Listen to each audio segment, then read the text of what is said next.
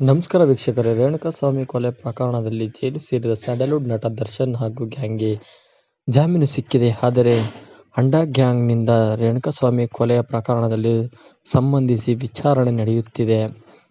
ಜಾಮೀನು ಪಡೆದು ದರ್ಶನ್ ಹೊರಗೆ ಬಂದರೂ ಕೂಡ ಅವರಿಗೆ ಈ 3 ಸಂಕಷ್ಟಗಳು ಮಾತ್ರ ತಪ್ಪಿಲ್ಲ. ಜಾಮೀನು ಪಡೆದು ತಾಸು ನೆಮ್ಮದಿಯಾಗಿದ್ದ ದರ್ಶನ್ಗೆ ಈಗ 3 ಸಂಕಷ್ಟ ಸೆರೆಮನೆ ಎದುರಾಗಿದೆ. ಹಾಗಾದರೆ ದರ್ಶನ್ಗೆ ಇರುವ 3 ಸಂಕಷ್ಟಗಳು ಯಾವ್ಯಾವು ಅಂತ ಈ ವಿಡಿಯೋದಲ್ಲಿ ಸಂಪೂರ್ಣವಾಗಿ ನೋಡೋಣ ಬನ್ನಿ. ನಮ್ಮ ಚಾನಲನ್ನು ಸಬ್ಸ್ಕ್ರೈಬ್ ಮಾಡ್ಕೊಂಡಿದ್ದಾರೆ ದಯವಿಟ್ಟು ಸಬ್ಸ್ಕ್ರೈಬ್ ಮಾಡ್ಕೊಳ್ಳಿ. ಹಾಗೆ ನಮ್ಮ ವಿಡಿಯೋಗೆ ಒಂದು ಸಪೋರ್ಟ್ ಮಾಡಿ.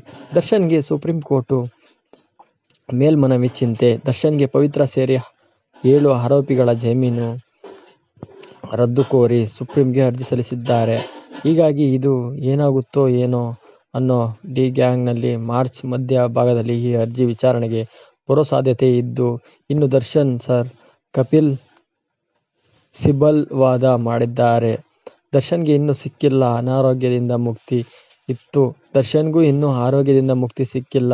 ತೀವ್ರ ಬೆನ್ನು ನೋವಿಂದ ಬಳಲುತ್ತಿದ್ದಾರೆ. ದರ್ಶನ್ಗೆ ಆಪರೇಷನ್ ಮಾಡಬೇಕು ಬೇಡವಾ ಎನ್ನುವ ಚಿಂತೆ ಮುಂದುವರೆದಿದೆ.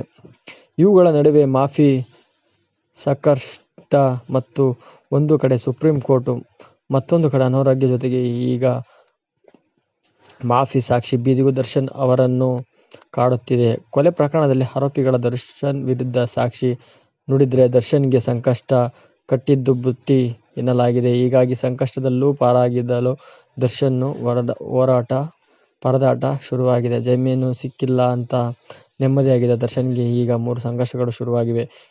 ಇದರಿಂದ ಎಲ್ಲವ ಸದಸ್ಯ ಕುತೂಹಲ.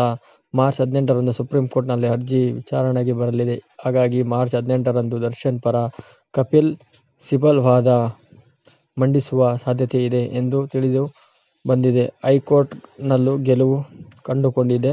ಸುಪ್ರೀಂನಲ್ಲೂ ಗೆಲುವಿಗಾಗಿ ಕಸರತ್ತು ಮುಂದುವರಿಯುತ್ತದೆ. ನಮ್ಮ ಚಾನಲ್ ನೋಡಿದ್ದಕ್ಕೆ ಧನ್ಯವಾದಗಳು. Thank you for